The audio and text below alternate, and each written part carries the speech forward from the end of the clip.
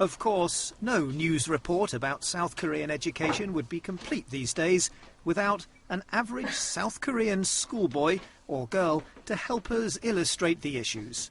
So, meet Hei-chan, 10 years old and blinking his way into yet another tough day. School children here get, on average, 1 whole hour's sleep less every night than their American counterparts. And here's another statistic to chew on. Every day, South Korean children study for almost 3 hours more than those in the US. Breakfast here is food for thought, quite literally.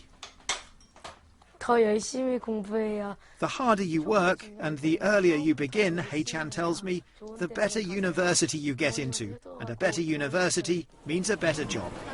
South Korea is a country obsessed with education, a place where families jostle and compete for every opportunity for their children. Perhaps it's because of the Confucian ideal, under which knowledge is a passport to status and wealth. But whatever the reason, this country's lust for learning has caught the eye of one rather influential individual. During his visit to Seoul last November, President Obama says he asked his South Korean counterpart to name this country's biggest educational challenge. Not crumbling schools or meagre budgets came the reply, but parents who are too demanding.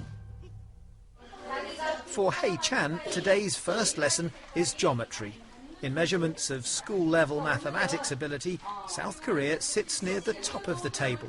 That too has impressed President Obama, who has been publicly praising the extended school timetable and the results it produces. But is South Korea really such a good role model? Hei-chan has just a few private lessons a week.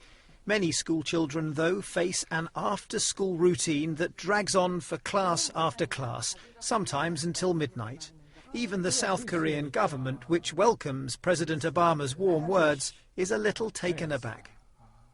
Why I was so surprised upon hearing his comment was that we always thought we had some problem in our education system, and we have to take care of our problem before it becomes really big troubles for us.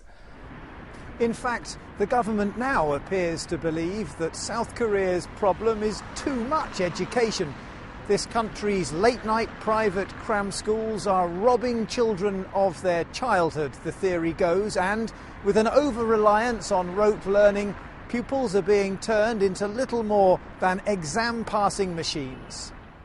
And this competition requires a lot of memory, a lot of works, Not imagination or not creative mind, but memory. You have to memorize thousand different things before getting into the entrance exam. So we'd like to change that kind of education system. Meanwhile, South Korean families are voting with their feet. Every year, thousands send their children overseas in search of a better education. At this combined emigration and education fair, I met the Kim family, thinking about leaving Korea for the sake of their children.